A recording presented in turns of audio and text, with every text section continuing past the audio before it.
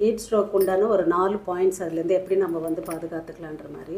1 ஹவருக்கு ஒரு தடவை தண்ணி வந்து மஸ்ட்டு. நம்ம வந்து தாகம் எடுக்கிற வரைக்கும் வெயிட் பண்ண வேண்டிய அவசியம் கிடையாது. வேலை ரொம்ப பிஸியாக இருக்கும்போது வேலைக்கு நடுவில் கண்டிப்பாக 1 ஹவருக்கு ஒரு தடவை தண்ணி குடிச்சே ஆகணும். 2வது வந்து முடிஞ்ச அளவுக்கு வந்து பிளாக் ட்ரெஸ்ஸை அவாய்ட் பண்ணுங்கள். 3வது வந்துட்டு முடிஞ்ச அளவுக்கு வந்து காட்டன் ட்ரெஸ்ஸஸாக போடுங்க. Cotton shirts, cotton churidar top அந்த மாதிரி போடுங்க. காட்டன் சாரீஸ் கட்டுங்க. இது எல்லாமே வந்து வெயிலில் இருந்து நம்மளை வந்துட்டு ஓரளவுக்கு வந்து வேர்க்கும் போது அந்த ஆடைகள் வந்து நமக்கு வந்து இலகுவாக இருக்கும்.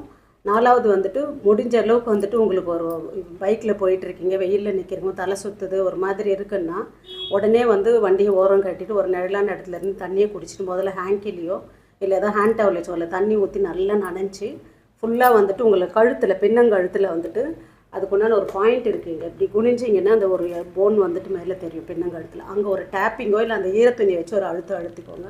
அதுக்கும் மேலே தேவைப்படுச்சுன்னா டாக்டரை போய் கண்டிப்பாக பார்க்கணும். இதெல்லாம் பார்த்துக்கோங்க, ஆரோக்கியமாக இருக்கும்.